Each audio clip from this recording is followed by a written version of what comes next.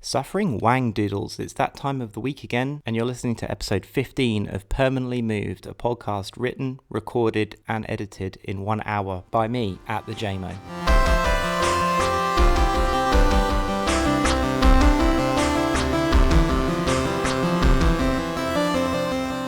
When I think about the holidays that I went on with my family as a kid, some of my main memories are actually the long drives that we'd be on, sitting in the back of the car, listening to radio shows, reading a book or having to share my Game Boy with my brother. As a family, we'd listen to classic radio shows. Hitchhiker's Guide to the Galaxy, Round the Horn, The Navy Lark. We'd listen to whole seasons back to back. Giant boxes containing 4 to 6 tapes slipped underneath the passenger seat. And I think it's because of these formative experiences that I love old radio so much. I've listened to all of Lucille Ball's My Favourite Husband, which was the kind of prototype that morphed into I Love Lucy, the television show. And of course, there's Richard Diamond, Private Detective from 1945, and the new adventures of Nero Wolfe, the disabled armchair hard-boiled detective that sent his assistant out to gather evidence and he'd solve the mystery from his wheelchair while he tended his orchids at home. But my favourite show that I've listened to as an adult has to be Speed Gibson of the International Secret Police, which was a weekly show which ran from January the 2nd, 1937 to May 25th, 1940.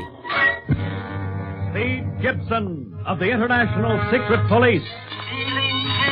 The show itself was serialised, 3 episodes, sometimes 4 a week, with comic book plots with titles such as Troubles with a Boa Constrictor, In the Path of Cannibal Ants, and Barney confronted by the talking gorilla. The show has 3 main characters: Speed Gibson, a 15-year-old pilot, his uncle, Clint Barlow, who is a member of the secret police, as was Speed's dad, who is now dead. Uncle Clint's sidekick is Barney Dunlap, known for his catchphrase, Suffering Wangdoodles. The show is between 10 and 12 minutes each, usually an episode, and to the modern ear, has a kind of Tintin Joe 90 vibe. The show is full of batshit plot holes where people dress up in excellent disguises, resulting in bizarre dialogue like this. Instead of cabling Chief Riley, International Secret Police, International Building, New York, we send it to Fifi's Hat Box, 5th Avenue. Fifi's Hat Box? Yes, we're using a millinery store as a front.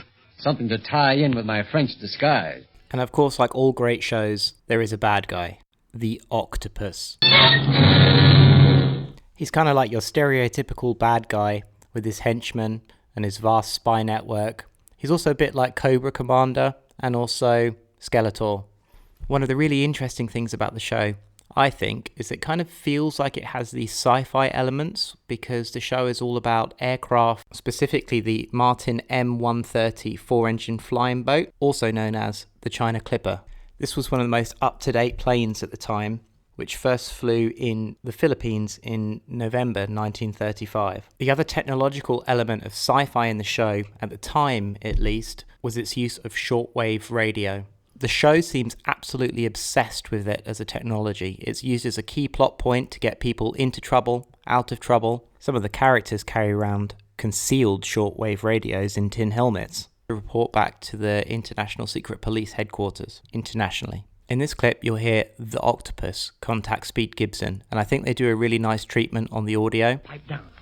I am the Octopus. When you land in China, you will find my tentacles everywhere. I mean, I assume the actor's just speaking into a cone, but I think it sounds really good. The show, of course, is not without its faults, and it is a product of its time. Most of the dialogue from women in the show could be condensed down into the 2 words, I'm frightened. But there are some strong feminine characters that get the boys out of trouble by hitting people over the head with umbrellas or coughing. These 2 characters are, of course, the governess, Marcia Winfield, to little Jean Kingsley.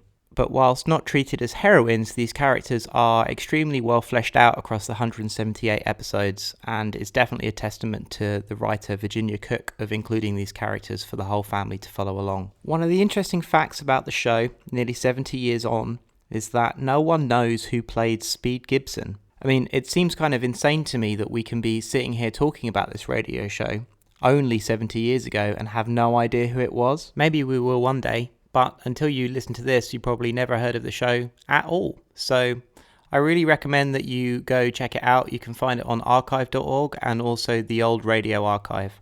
It's also my birthday next week, and it would be really great if you could all share this episode and previous episodes with your friends, family, dogs, pets. That would be great. please give me 5 stars on iTunes too. Cheers.